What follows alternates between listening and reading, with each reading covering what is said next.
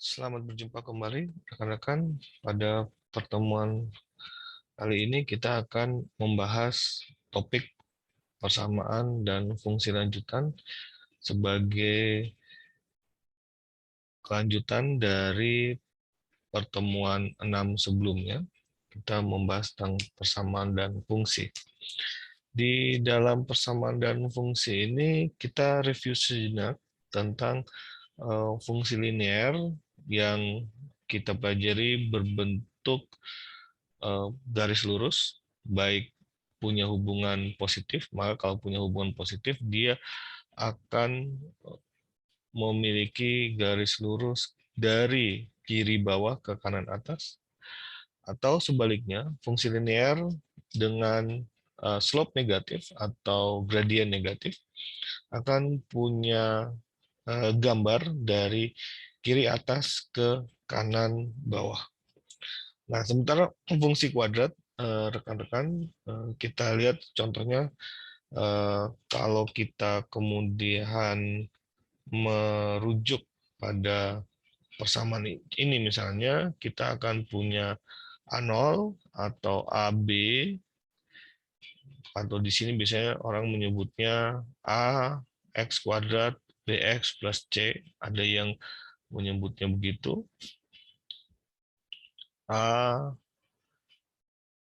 X kuadrat plus BX plus C. Nah, ini persamaan umumnya dengan pangkat tertinggi adalah 2. Kemudian kita kemarin sempat berdiskusi tentang fungsi kubik dengan pangkat 3. Bentuknya S-shape. Nah, jadi kalau sebelumnya fungsi kuadrat bentuknya U-shape, dia berbentuk S-shape dengan pangkat tertinggi adalah pangkat 3. Dengan kemarin kita bicara tentang sejumlah properti-properti yang terkait dengan pangkat 3. Nah, kalau kemudian kita lihat cubical function, ya, jadi bahasa Inggrisnya cubical function atau fungsi kubik, kubik tidak hanya pangkat 3 maksimal, namun kita akan lihat bahwa dia sebenarnya adalah fungsi umum dengan polinomial pada derajat n dengan koefisien dari A0 sampai AN.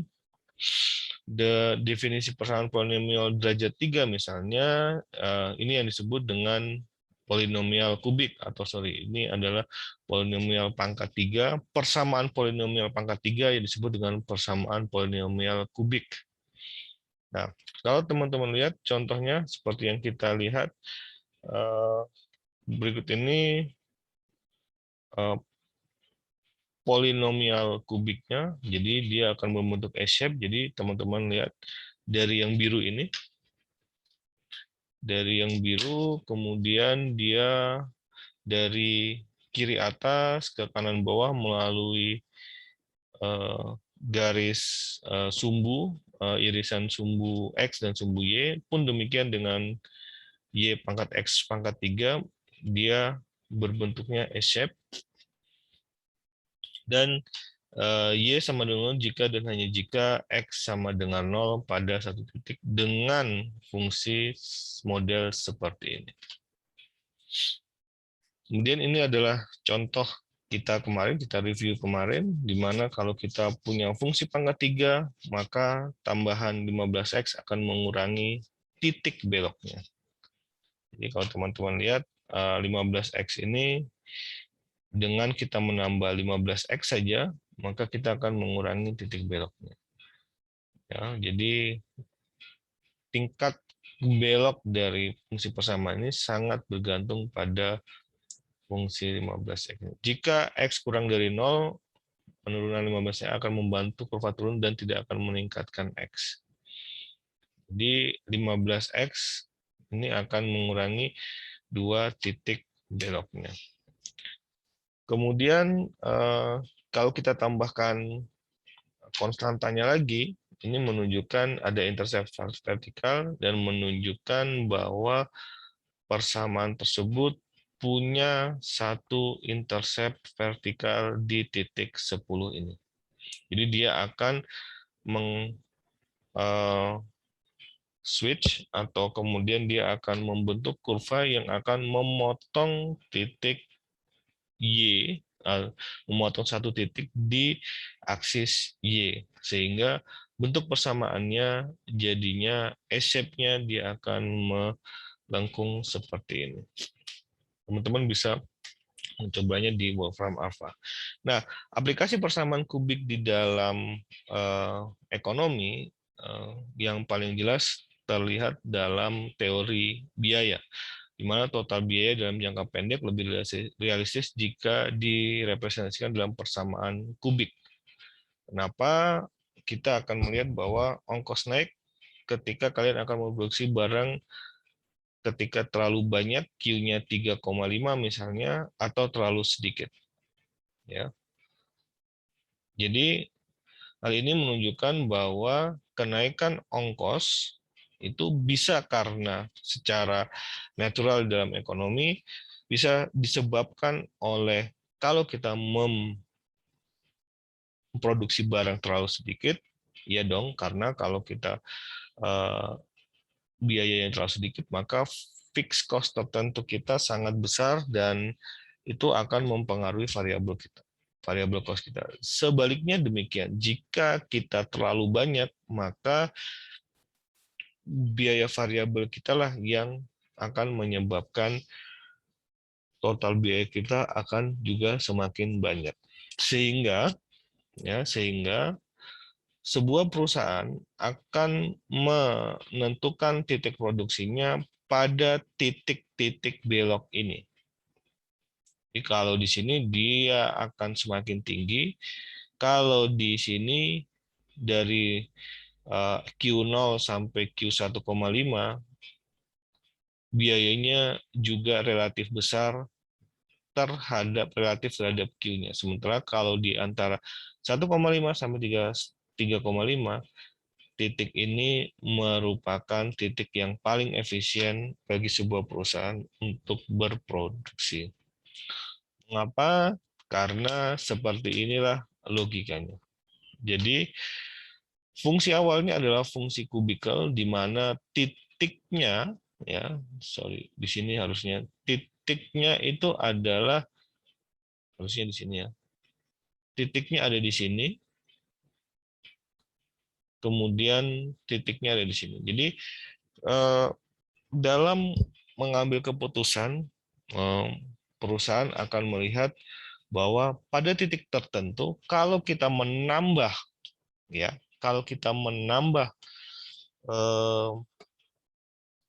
pekerja, maka produktivitas kita bisa meningkat. Ya, jadi misalnya kita akan memiliki satu bidang tanah dan kemudian kita akan menanami padi di tanah tersebut. Ketika pekerja kita terlalu sedikit, maka kita hanya akan menghasilkan produk yang tidak terlalu banyak, tapi biayanya relatif lebih besar dibandingkan hasil yang kita produksi. Kemudian kita tambah terus inputnya atau tenaga kerjanya, sehingga produktivitasnya meningkat dan kita akan mendapatkan output yang lebih banyak dan tambahan dari produktivitas itu lebih tinggi dibandingkan dengan tambahan biaya yang harus dikeluarkan karena kita membayar pekerja baru. Namun ketika pekerja itu terus kita tambah, lama-lama pekerjanya menjadi underutilized.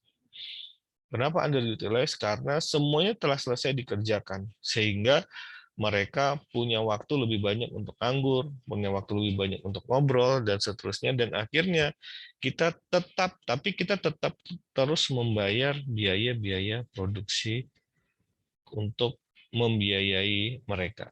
Nah, konteks inilah yang teman-teman yang kemudian menyebabkan ada kondisi di mana pada titik tertentu produktivitas of labor itu berada di titik tertinggi, pada titik tertentu produktivitas labor itu ada semakin menurun. Sebaliknya cerminannya pun dilihat dari ongkos produksinya. Ya, ini kalau kita lihat di fungsi marginal labor-nya. Jadi labor itu akan punya titik produktivitas di sini. Titik produktivitas terus tapi lama-lama dia akan turun. Nah, sebaliknya kalau kemudian ini diturunkan, ini persamaan kubikel pangkat 3, pangkat 3. Kemudian kalau kita derivasi menjadi persamaan kuadrat,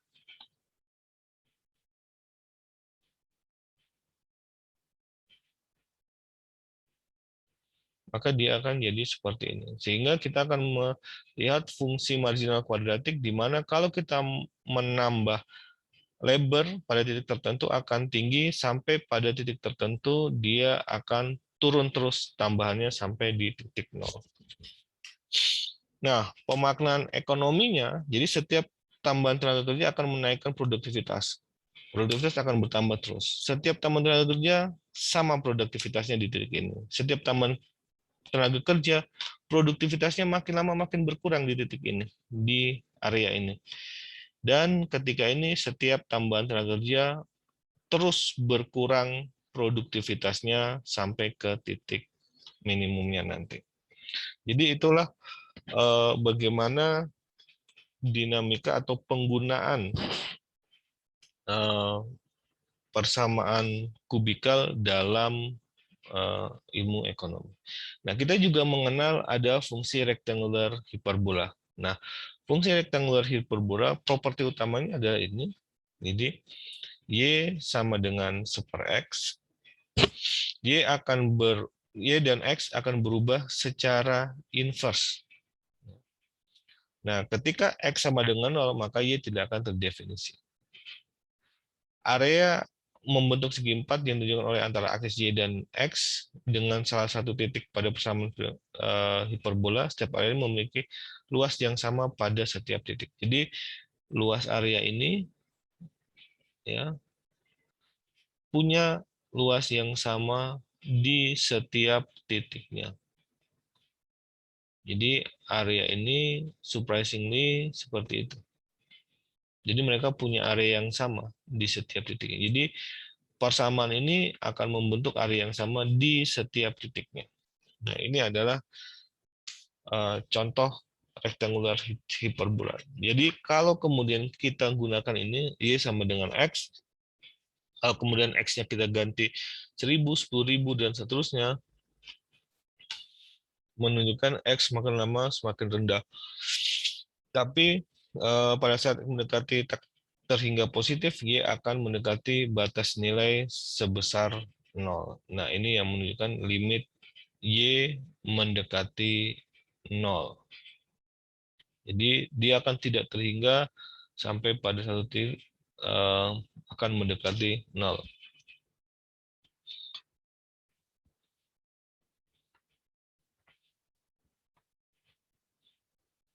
Oke. Lalu apa yang terjadi jika Y sama dengan 1/X dengan X tidak terhingga? Ya. Ketika X tidak terhingga, maka limitnya Y sama dengan 0. Nah, kurva ini menunjukkan sebenarnya kurva yang asimptotik, baik terhadap X maupun terhadap Y. Jika Y-nya 0, maka X-nya tak terhingga, pun sebaliknya. Jika X mendekati 0, maka Y-nya menuju tidak terhingga. Artinya, X akan mendekati 0 dari kanan menuju kiri, ya. Kemudian Y memiliki X dan YX memiliki asimptotik horizontal dan vertikal. Jadi persamaan hiperbola rektangular itu punya karakteristik khas di mana persamaan ini memiliki asimptotik yang sifatnya horizontal dan vertikal. Bentuk umum rektangular hiperbola seperti ini. Jadi kita akan bisa punya tambahan A di sini, tambahan B, dan tambahan C. Jadi ada C sebagai pembilang, ada B-nya melekat sebagai penyebutnya, kemudian ada A-nya sebagai intercept-nya. Dan ini menunjukkan sebenarnya parameter-parameter yang digunakan dalam persamaan atau bentuk umum rektangular hiperbola. Jadi kalau teman-teman lihat ini 3, ini adalah intercept-nya. Ya. Ya, ketika X mendekati 0, maka dia akan angkanya batas bawahnya adalah 3, terus kemudian sebaliknya ini adalah 2-nya. Nah, ini adalah luasnya selalu akan sama, luas dimanapun dia membentuk luasan, luasnya selalu akan sama. Hal serupa terjadi ketika garis X sama dengan 2, ya, X-nya sama dengan 2, 2 kurang 2, 0, 5 bagi 0 itu akan sama dengan 3. Nah, ini adalah bagaimana jika ada fungsi persamaan yang rektangular hiperbola. Nah, model persamaannya akan seperti ini, teman-teman. Jadi, dia akan punya persamaan rektangular hiperbola dengan ini. Kita akan punya Q. Q bisa kita kalikan ke sini, kemudian D2Q-nya kita masukkan ke sini. Nah, dalam kondisi ini, ketika persamaannya seperti ini, maka pengeluarannya, total pengeluaran yang dimiliki oleh konsumen tidak konstan. Jadi dia akan mengikuti persamaan ini. Jadi semakin banyak Q-nya, total pengeluarannya akan konstan. Inilah yang kemudian sebagai pertimbangan sebenarnya sebagai salah satu proksi yang menggambarkan bagaimana persamaan konsumsi Keynesian bisa dijelaskan dengan konsep demand yang lain. Nah, fungsi ini yang sering memakai adalah fungsi Cobb-Douglas. Jadi teman-teman akan bisa lihat di sini Wolfram alpha-nya bisa teman-teman lihat. Nah, fungsi Cobb-Douglas akan membentuk persamaan seperti ini, ya, di mana X dan Y hubungannya antara jumlah barang Y dan jumlah barang X kombinasinya adalah ada di dalam persamaan ini U1, U2, dan U3 dengan titik-titik ini menggambarkan kondisi keseimbangan kombinasi antara X dan Y. Dan seperti karakteristiknya tadi, seperti propertinya tadi, dia akan memiliki luas yang sama di setiap titiknya. Dan keunikan fungsi Cobb-Douglas, dia akan bisa punya sifat monotonik. Selain itu, kita akan punya fungsi yang disebut dengan fungsi isokuan yang nanti teman-teman banyak pelajari di mikroekonomi. Jadi seluruh kombinasi labor dan capital, ya, di sepanjang garis ini akan menghasilkan kuantitas produk yang sama. Jadi slope ini akan menunjukkan bahwa berapapun kita menambah capital, kita akan mengurangi labor, kita akan punya kuantitas output yang sama, ya, karena capital dan labor dalam derajat tertentu berpasangan satu dengan yang lain. Jadi kalau di perusahaan itu diberi komputer kemudian tidak ada orangnya, maka komputer itu tidak akan bisa bekerja dan seterusnya, kecuali memang sekarang kombinasi antara kapital dengan labor, manusia dengan mesin memang sudah mulai berkurang secara signifikan. Kemudian ada persamaan lingkaran, ya, kita akan punya persamaan sifatnya seperti ini, X kuadrat, Y kuadrat, kemudian 9, kemudian kita akan bisa membuat persamaan dalam bentuk implisit. Dengan kita akan punya lingkaran misalnya dengan pusat tertentu, misalnya kita akan punya persamaan ini, kita juga akan punya persamaan elips. Nah, persamaan lingkaran biasanya digunakan untuk apa? Biasanya digunakan untuk yang kita sebut dengan efficient production possibility curve. Nah, persamaan yang digunakan ini adalah persamaan linear. Sehingga teman-teman akan bisa lihat nanti kita akan punya persamaan Cobb-Douglas, kita akan punya persamaan production possibility curve yang itu berbasis persamaan lingkaran atau beberapa derajat tertentu dia memiliki berjenis persamaan elips. Jadi ini adalah persamaan-persamaan yang kita gunakan dalam ekonomi jika perekonomian jangka pendek memiliki kapasitas tenaga kerja yang dan modal yang tetap, tentunya ekonomi hanya akan menghasilkan barang dengan kombinasi X dan Y seperti ini. Berbeda dengan asimtotik yang tadi ya, yang sifatnya asimtotik, ya karakteristiknya ketika ini bahwa manusia tetap harus mengkonsumsi X dan Y tersebut. Nah, kalau di sini ada kapasitas tertentu yang tidak akan dilewati oleh kurva ini. Jadi production possibility curve-nya berbentuk elips seperti ini dengan efficient production plan dan visible production plans-nya. Ketidaksamaan. Jadi ini adalah ketidaksamaan yang kita bahas juga di dalam persamaan, tapi nanti akan kita lihat bagaimana ketidaksamaan itu akan kita pakai di dalam ekonomi. Jadi kalau kita akan mengalihkan sebuah angka negatif konstan, maka arah ketidaksamaan bisa jadi berkebalikan. Jadi awalnya 2 lebih besar daripada 1, kalau kemudian kita kalikan seperti ini, maka keduanya arah ketidaksamaannya menjadi berkebalikan.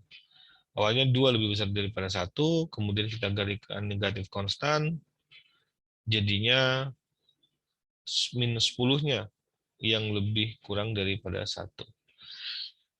Ketika kita melakukan pembalikan ketidaksamaan, maka inilah yang kita lakukan.